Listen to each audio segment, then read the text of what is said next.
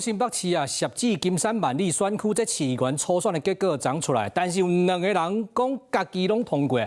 按照民調呢，是國民黨的前發言人蕭敬炎摕第一，但是你看這個畫面，這立委羅致強辦公室主任何元凱今仔日第一立法院開謝票的記者會，會場當中真儕立委來相挺啊。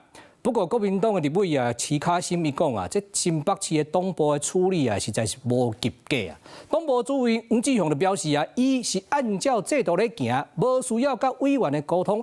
不過經過一連串的爭論了後，蕭敬炎佇談大就宣布伊家己要退出選舉咯。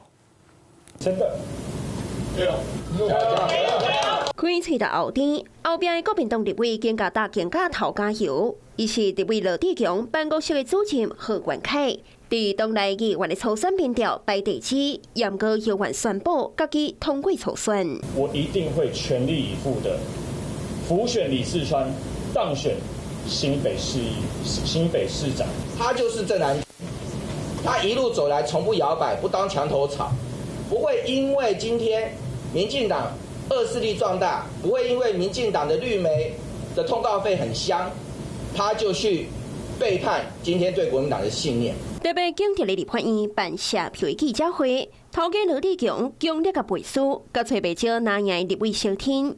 嚴格現場所無看國民黨立委廖先祥，進前才被蕭敬炎登記。這個朱立兵提下初選的第一，說紅天權。有些議員會替蕭敬炎挺到底。好，謝謝。這一套高高的事情，整理出蕭敬炎因過的言論。今仔日佇國民黨團大會流傳，初選公布了後，蕭敬炎佇面冊頂官發文章，講用粗魯的話罵黨內的同志，真正無必要。徐巧芯也甲嗆到登去。為了一個蕭敬炎要弄到整個立法院黨團，那跟黨中央撕破臉要到這個程度嗎？昨天新北市黨部的處理辦法，我們的組發會的處理辦法真的荒腔走板啊！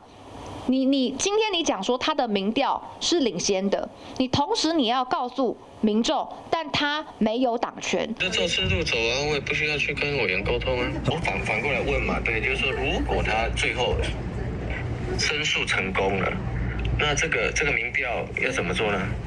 要重新再來嗎？